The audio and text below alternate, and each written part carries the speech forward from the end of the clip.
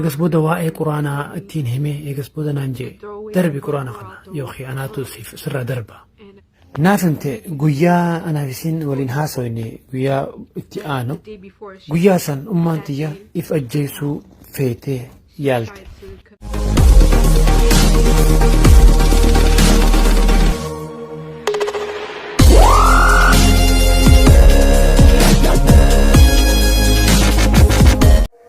السلام عليكم ورحمة الله وبركاته.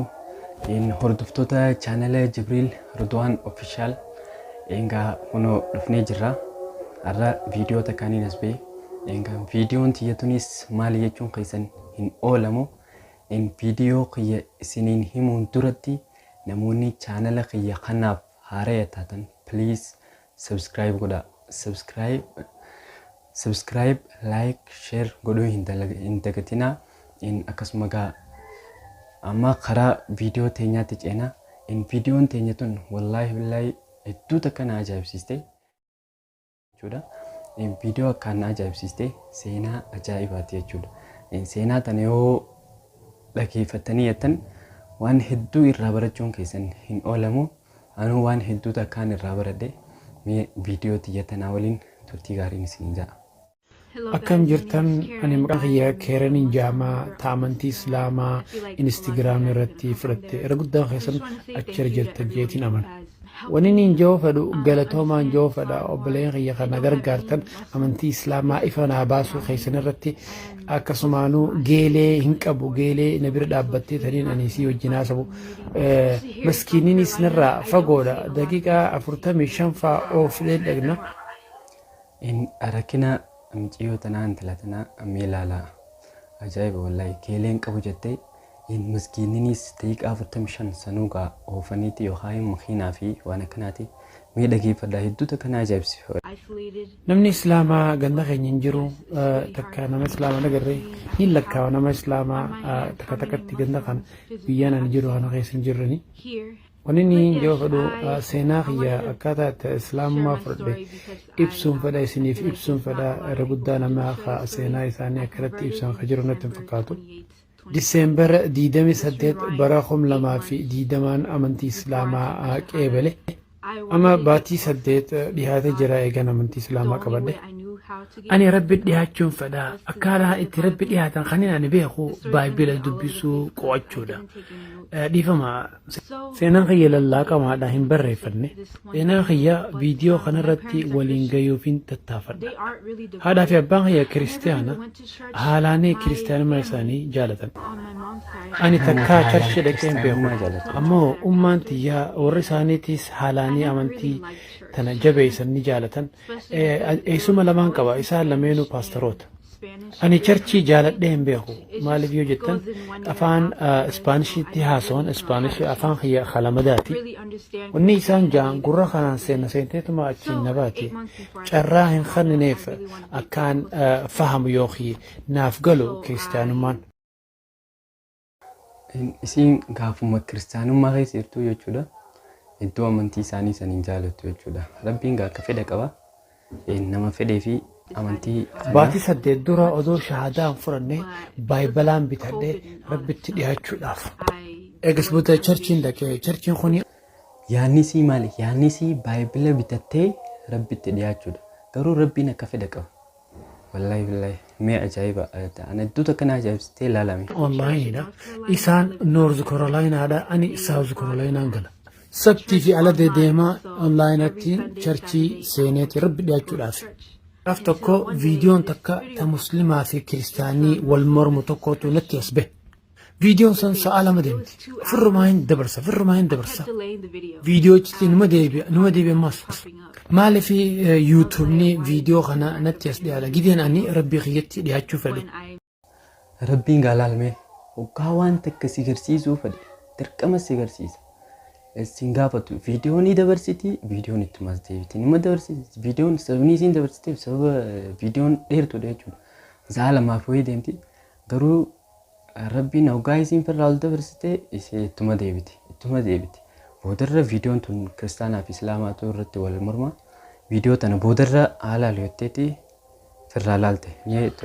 Booda carraan kannee fi viidiyoo guutuutti ilaale jalarraa kaasee ilaa gubbatti eegaan akkas ilaale booda yaadaan na seene ni shakke akka waan sirrii taheen fahame isaan keessatti eegas booda amantii islaamaatiin keessa laaluu jalqabe nama akka Ali Daawaa fi Muhammad Hijaab jedhamu kanaan lallaaluudha jalqabe dhiifama yooniin suutatti haasawee ammaan tana abbaa kiyyaatutu dalagaarraa ol seene viidiyoo islaamaa hedduu laaluun heddummeessee eegas booda salaatuun jalqabe akkaanaan salaata itti beeku harka kiyyaa wali fideetiin jilbeeffadheetiin salaata galgala. Waggaa dura islaamoitu sun salaatullee hin beektu garuu hawwiinsi hawwii bareedduudha wallahi inshaallah mee haa deemnu waan isii mudatu mee wajjumaan haa laallu. Wanta akka waniin ani godhu hoggayyuu rabbiin kadhadhaa akka karaa sirrii irratti na qajeelchu karaa dhugaa karaa haqaa irratti na qajeelchu rabbi kiyyattiin himaa akkaan itti amanu eegas booda baatii 8 bootaan shaahadaa fudhadhe yeroo qophaa'ee miti kaniin fudhadhe halkan walakkaattiin fudhadhe gibeen fudhadhe booda numaan booya waniin akkasii booyuuf rabbi kiyyatti dhihaachuun fedha ammoo akkaataa rabbi kiyyatti dhihaadhu hin beeku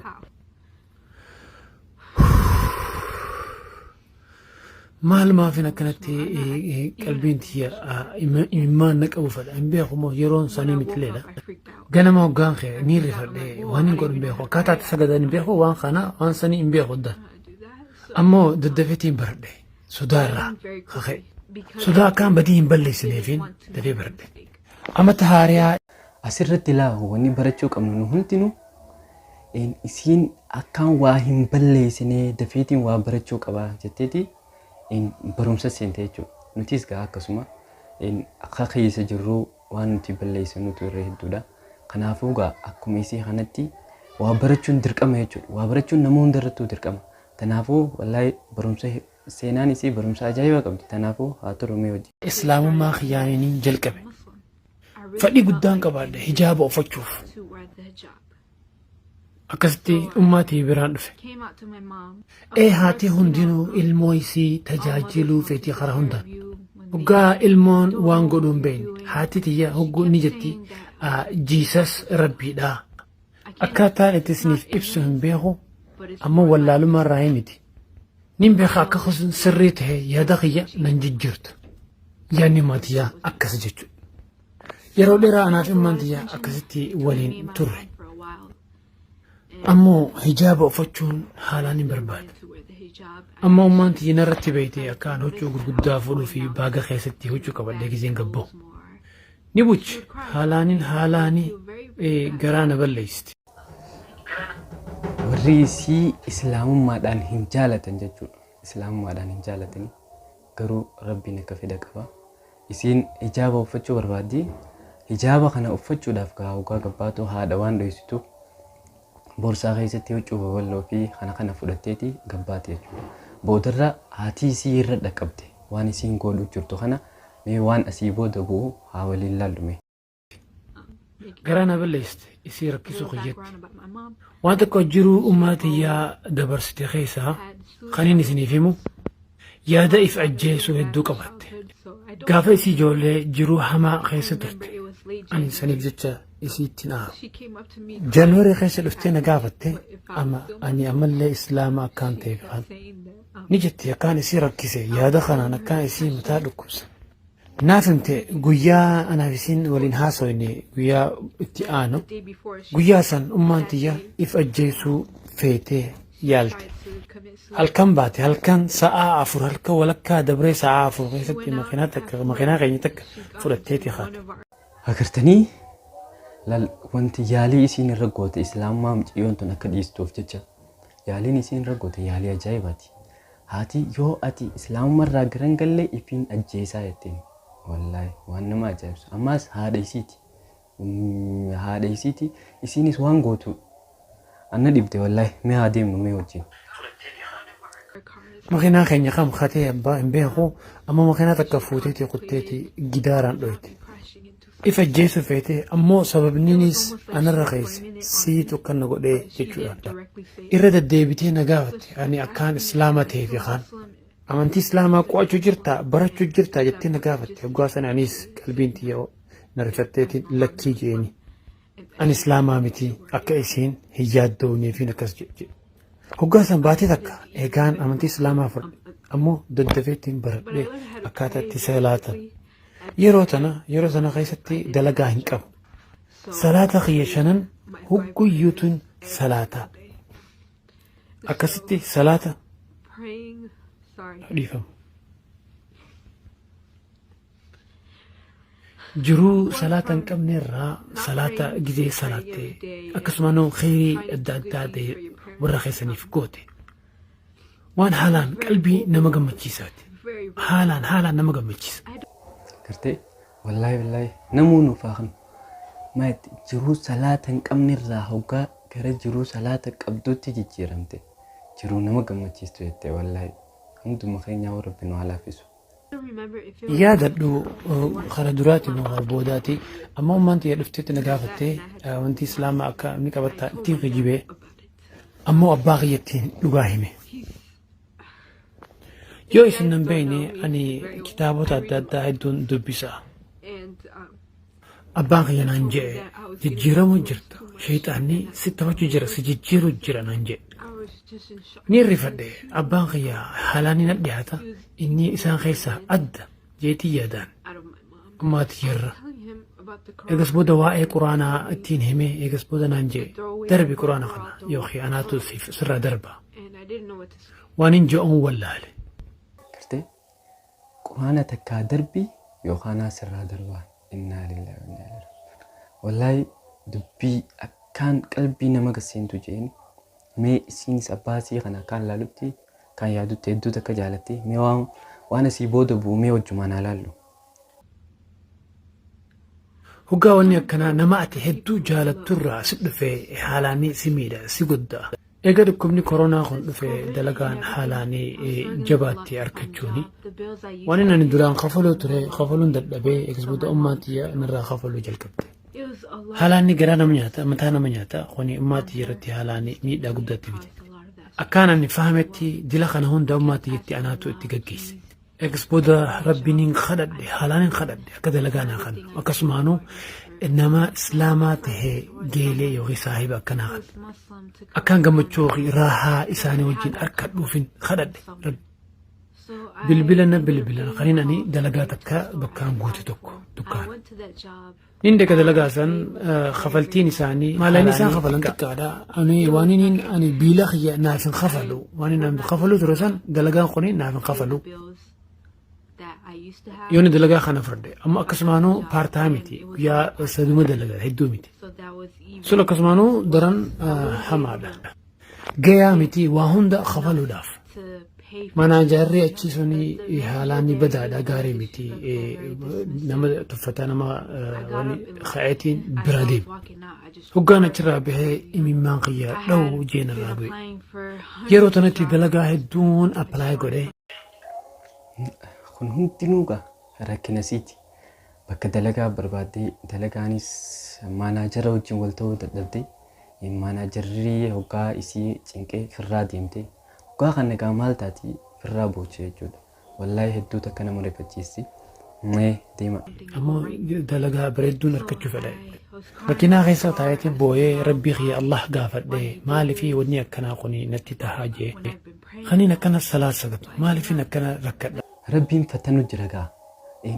هوقا درا وانتي سينجو ربين نما فتنا سيس ني فتني والله فتنا هدو قيس دبر جرتي مي نوجين مالي فينا اني هنقم جيتين اكاد ربي غيت بويه همت ربي غياتو اكنا نقول جيتين ربي غيا خمت اكسبتا قويا لما بودا بالبلا ناف بالبلا دلقا كم دكانة سنيتي امو قند برارة أنا نسيبن كبو أمو حالان ربي غيتي آل ويا لما دايسا بلمان كبا دلقو مسنيف وقانا كده مانا جرتتين حالاني نمغاري دا نيهاسو ني تبا نينا خبال چيستي نمغاري دا نقافتي أكانني سوبرفايزر تاو دليدو دليسوس أكان تاو نقافت وقو درانين جين أني أما تقول سغلي دلقات ناف أني نمسري ميتي ما نقافت إكسبوتا إيه نين دلق مال فاقورون قبا جيدين قافت دي إكسبوتا تكتكا ناف الدباستي إبسو جلقت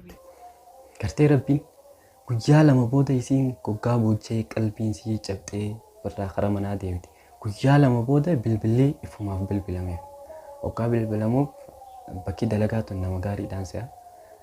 Maanaajara ta'uu dandeessaa jedhan inni house supervisor ta'uu dandeessaa.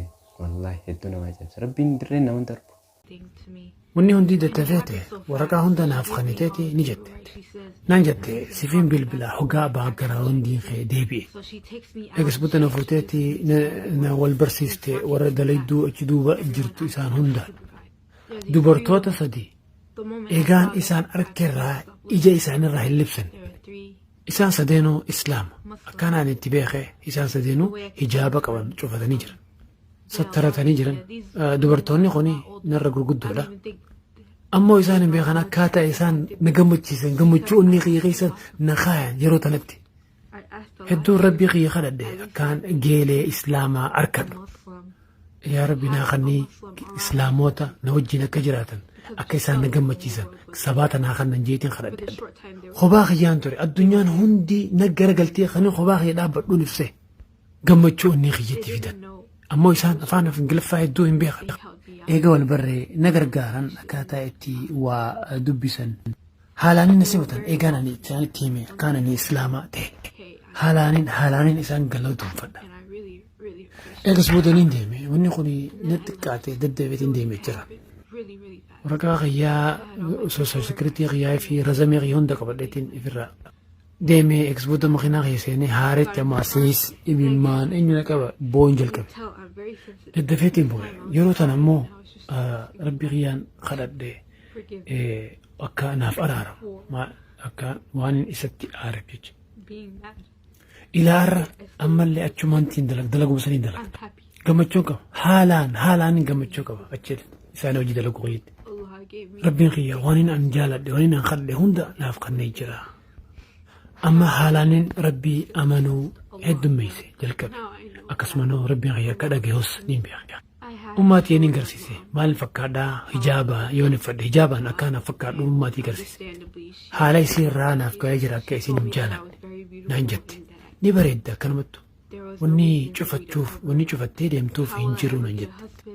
Akkam ijaarsa harkattaa. Laagaltee qalbii akkatti xuyite haada gaafattee hijaaba uffattee garsiiste sanirraan bareeddu jettiin. Maaliif ibcu qaaltee deemtaa yoo banteen deemnee akkamitti ijaarsaa harkattaa jetteen. Isaan akkasitti amananii jiran garuu nuti amantiin teenya amantii bareedduudha. Hijaaba kana wanni gootee fi akka sarattarattee deemtu mee nu wajjin turaan. Yoo cufattee deemte nuti latiinoodha qaama keenya irratti gammachuu qabaachuu qabna. Jarjaraan itti dhufe maatii. Baatii hin geenye eegaan amantii islaamaa fudhadhe. Haalaan ijaba. Ammallee haalaan ijabaadha. Baruutti hin jira. Ammallee baruutti hin jira. Yeroo muraasa tokkoof salaatuun dhaabe. Yaaninis amantiin islaamaa faamilii kiyya warra kiyya adda diiguu jira jechuudhaan.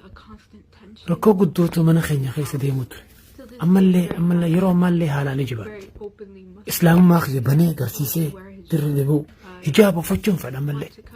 Sattaradheetiin deemu fedha. Niin beeka akka faamilii kiyya warra keenya adda diiguu kuni. Yeroo inni guddadhu ummaan tiyyaa ilmaan namaa eeguu turte. Hoggaa mana barnootaa irraa bahee dhufeetiin ummaan tiyya gargaaru ture. Ijoollee 5 fi 7 tajaajiltii ani dhufeetiin isii gargaaru ture. Haalaanii rakkoo guddoo ture. Sandaran ummaa tiyyaa haalaanii isii miidhuu ture. Hoggaa mana barnootaa dhufe niin beeka akkaataa itti wanni kun rakkoo cinqii godhu ummaa tiyya yaachisu dhukkuba itti fitu. Haalaanii ummaa tiyya miidhuu ture. Wanni hundi narratti anis akkasuma godhu ture. Ni rakkadha ni yaaddadha isiin nagee qabdi akkam jirti ummaa tiyya jechuudha irratti eeguu. Wanni inni hugguu yaaduu ummaa tiyya. Saahiboonni kiyya gidee na gaafata. Kottu bakka takka deemnee bashannanna gidee na hanjaa. Lakkii ani deemeetiin ummaa tiyya gargaaruu qabanii garaacheetiin biraa deema. Tajaajila. Ummaan tiyya yeroo hedduu. Wanti isii akkana godhuu miira keessa seensee dhuguma gahaatii nama dhaltee wallaahi hedduu takkaa namarraa qabdi. Hedduu takkaa ajaa'iba. Jechuun akkas isaan irratti yaalii godhaniis jechuun irraa murachuu dadhabte kaa. Maaliif haadha siitii waan ta'eef hedduu takka wanti isii jedhee hedduu takka wallaahi nama rifachiisti. if ajjeesuu tattaaffattee turte. Hoggaan ani ummaatiyyatti hime akkaan ani islaama ta'e miidhaa sandaran guddaa itti fide. Egas booda nin kijibe ummaatiyyatti jetti. Salaata dhaabe jeetiin itti kijibe. Gizee salaatee raahaa qalbii sabaatanaa qabda. Amallee haalaaninaaf rakkoo guddaadha. Saahiboota yookiin geelee na wajjin ta'anii yookiin na bira dhaabbatan hin qabu. Kanaafin jaaree waniin amma qabu kana isin haalaanii waa hedduu na gargaartan. Isin na gammachiistanii uummanni Allaahni keessa teessanii na gargaartan. Nin gammada gammachuu qaba. Isin gaafii kiyya isin gaafachuudhaan isin naa deebisuu irratti. Gaafii deebisaa kiyya oguma sanii gizee nin gammatan. Isinin galatoonfadha. Isin hundaa isinin galatoonfadha. Warreen asirratti gaafii kiyya naa deebistan. Instagrambii gubbaa akkasumaan namoota istoorii isaanii irra kaayatee irraa haasa'u hundaa isinin galatoonfadha. Maaliif yoo jettee dhagayuun fedha warroota adda addaa amantii islaamaa fudhate. Akka kiyyaa akkanatti cinqii adda addaa keessa jiru san dhaggeeffachuun fedha baruun fedha. Waa hedduu kaniin ani hin goone kaniin silaa godhu qabu Ramadaan. Gartee si qofaa miti kaa namni akkanatti rakkoodhaan jiru namni hedduudha wallaahi. Jechuun wanni nuti goonu isaan kanaas rabbiin rakkoo jalaa baasee hin amantii isaanii ol baafatanii jechuu akka ol baafatanii akka bakka liqitti soomanni salaatan kana hawwinaa fi rabbiin haa gargaaru wallaahi. Naas salaata soomanaa hin soomanne salaataa saganne. Hunda bakka takka godhuu fedhu ammoo waa hunda suutatti godheetiin hunda sirriitti godhuu fedha. Hin jarjaru. Akkaataa fakkaatu anaa warra kiyyaa moo islaamummaadha. Lachuu irrattuu qofeetiin jiraan. Fatanaa rabbiitis qofeetiin jira. Maaliif salaatan saganne. Gartee rakkoo meeqaatu isii irra jira jechuudha. Nuti immoo nuti rakkoo takka hin qabnu yaa rabbi nu laaffise wallaahi hedduu takka wallaahi. Maaliif isiin firasii irratti cinaa tokkoon kuftee jirti gama kaaniin amantii irratti kuftee jirti wallaahi hedduu nama rifachiisti. Mee haa deemu. Fatanaa haadhaa fi abbaa kiyyaas qofeetiin jira. Ilmoo gaarii isaan barbaadan ta'uu dhabuu kiyyaarratti. Isaan gammachiisuu dhabuu kiyyaaf isaan cinqii fi yaaddii rakkoo isaan naquu kiyyaarratti qofeetiin jira. Cinqii fi rakkoo gorsaan kannuuf warreen amantii islaamaa fudhatan jabaadhaa sagadaa rabbiin ni dhage'a. Rabbi subhaanahu wa ta'ala fatanaa keessa isin naqa gizee hundaa'u. Rabbiin nama jaalatu fatta jaba ni jabaata. Gartee gorsa isiin baatii 8 gorsa ajaa'ibaatii namaa kan jirti wallaahi hedduu takka ajaa'iba. Mee waliin haa deemnu mee.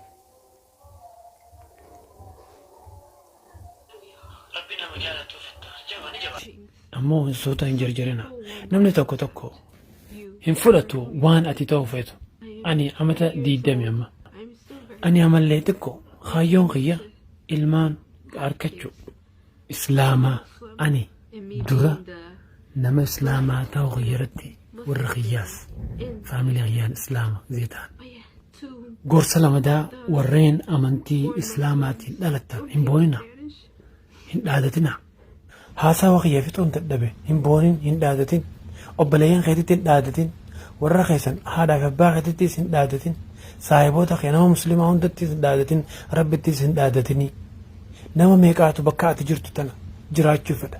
Waa hedduu qabalee amantii islaamaa qabaachuu fedha. Alhamdulillah jedhi. Warreen rakkoo keessa jirtan warra keessanii wajjin cinqii rabshaa hin yaaddawina. Rabbi subhaanahu wa ta'ala isin hojii jira. Rabbiin gizee hundaa ni jira. Du'aa'ii godha jabaadha. Abadan waan fedheefillee salaatan dhiisina. Du'aa'ii godhuun dhiisina. Humaa yoo waan takkallee yoo dhabde namallee yoo dhabde lubbuu keenya qabda. Kasan caalaa rabbii guddaa qabda Allah qabda. San qofaaf siif gaha rabbi qabaachuu qofaaf siif gaha. Waliin hin jiru galatoomaa waan dhaggeeffatanii waan laaltaniif. Viidiyoon teenya xumuramtee jirti. Wallaahi hedduu gorsa ajaa'ibaa akka irraa fudhattan hawwiin qaba. Ani illee akkasumatti waan hedduu takkaan irraa baradhe. Ta'ee wallaahi seenaan isii hedduu nama ajaa'ibsiisti. Rabbii isiis rakkoo san hunda jalaa baasee warreesii hundaa islaameessuu fi nama rakkoo kanaa qabu hundaa'u rakkoo kanaa jalaa baasu eenyutullee akkuma jirru kanatti rabbiin waa hundaa'u waan khayrii hundaa'u nuuf haa laaffisu. Ingaa akkasuma viidiyoon teenya ta'arraa akkana fakkaatti.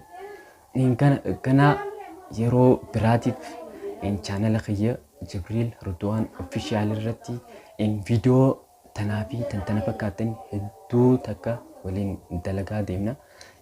Jechuun waa hedduutu lafa jira. Kanaafuu waan hedduu wajjin laalla. Kanaafuu chaanala kiyya subscribe, like, share godhaatii nama hunda biraan gahaadha. Kanaafuu yeroo hanqa walitti deebinutti والسلام عليكم ورحمة الله وبركاته. برجع خلافة آتنا قوة